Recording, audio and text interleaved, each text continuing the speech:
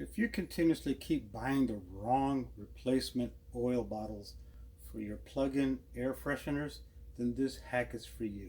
This may apply to almost all of these uh, air fresheners on the market, but let's just pick Airwick. This is Airwick, Bed Bath Body Works, and Glade.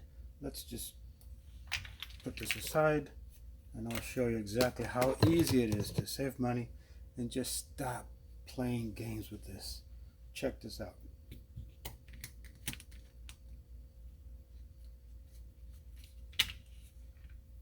First thing, pull out the center wick of your spent bottle, pull out the center wick of your fresh bottle, and just transfer the oil from one to the other.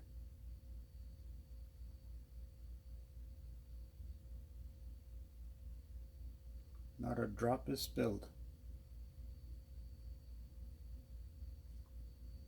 There, all done.